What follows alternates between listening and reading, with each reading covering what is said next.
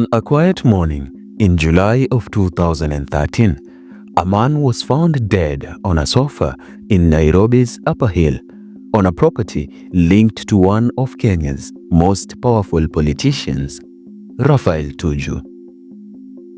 Tony Ogunda, a former bodyguard entangled in a scandalous affair, was gone. Was it murder, an accident, or something else?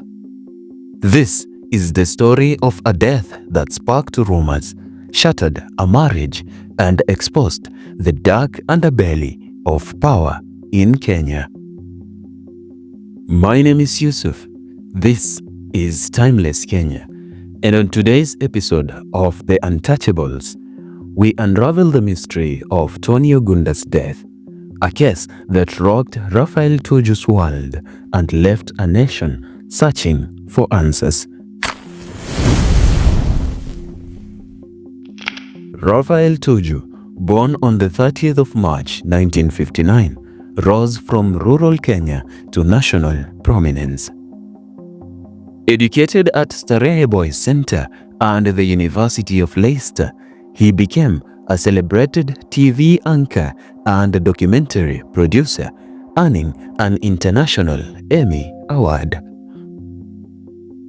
Tuju worked with the World Health Organization and World Bank, building a media empire before entering politics in the year 2002. He won the Rarieda parliamentary seat, then served as Minister of Information, Tourism and Foreign Affairs under President Mwai Kibaki.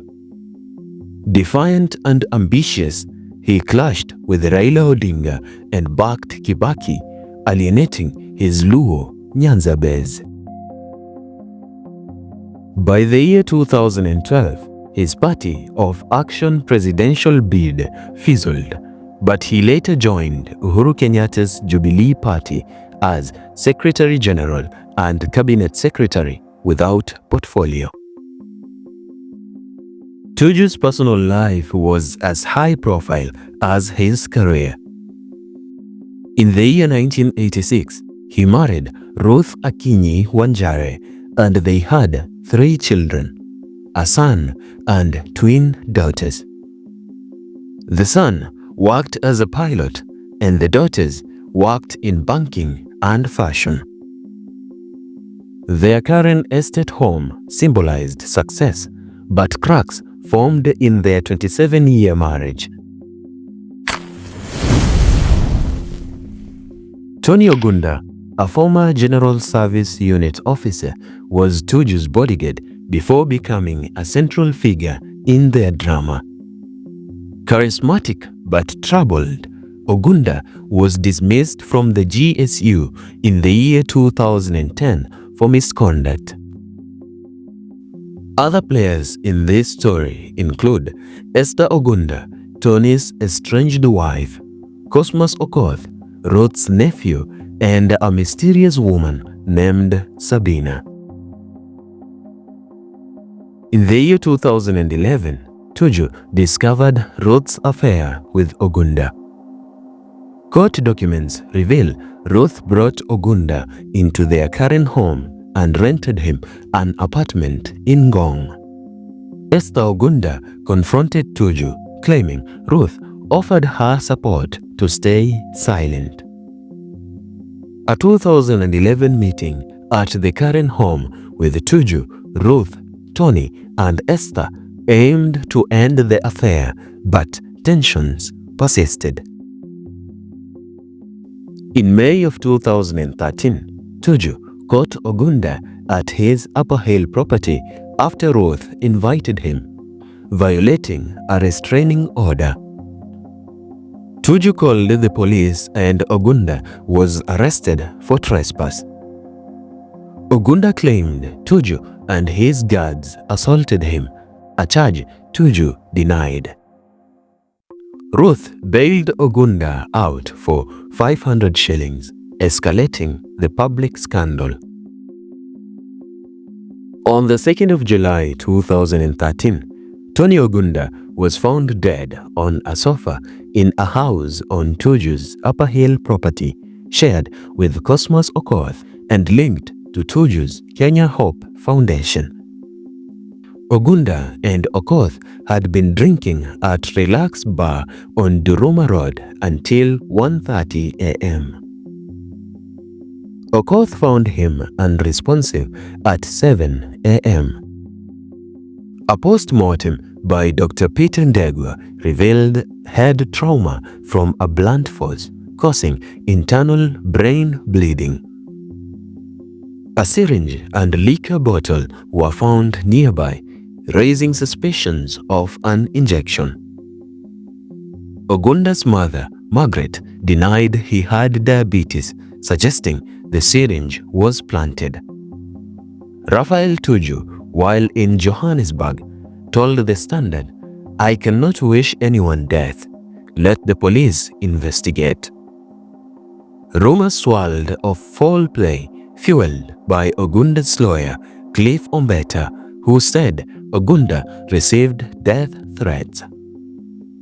Tuju had filed for divorce in February of 2013, citing Ruth's adultery and violent behavior.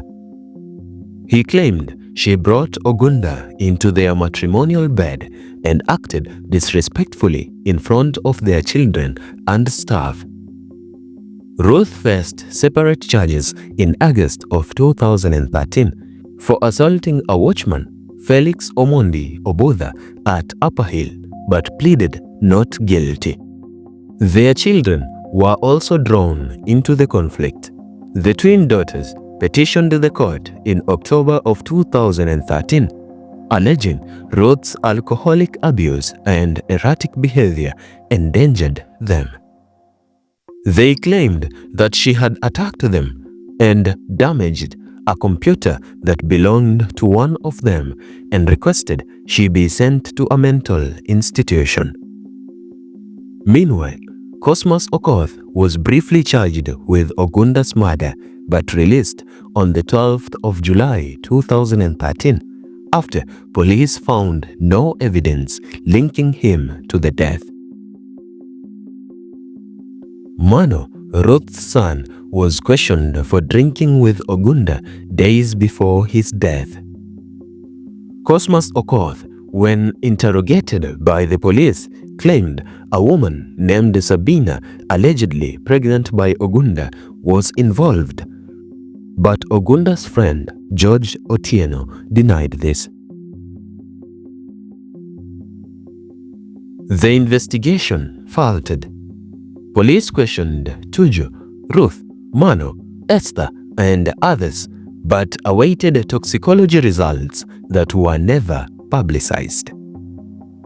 The syringe and head injury raised suspicions, but no concrete evidence linked anyone to the murder.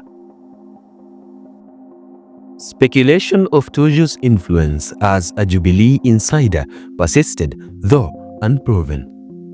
Kenya's judicial system, plagued by delays and alleged corruption, couldn't sustain the case without witnesses or forensic clarity. The public's focus shifted to Tuju's divorce, and Ogunda's death became a footnote. Tuju and Ruth divorced in 2013. Tuju stayed in Karen with his daughters, while Ruth and Mano lived in Upper Hill. Tuju survived a 2020 car accident and faced a 4.5 billion shillings loan dispute with the East African Development Bank. Ruth reportedly struggled financially, but little is known of her life post-2013. Tony Ogunda's death remains unresolved. Was it a crime of passion, a tragic accident, or a cover-up? The truth lies buried in Upper Hill, a reminder of how power and scandal intertwine in Kenya. What's your theory? Comment below. Thank you for watching this episode of The Untouchables on Timeless Kenya. Subscribe for more stories that reveal the pulse of our nation.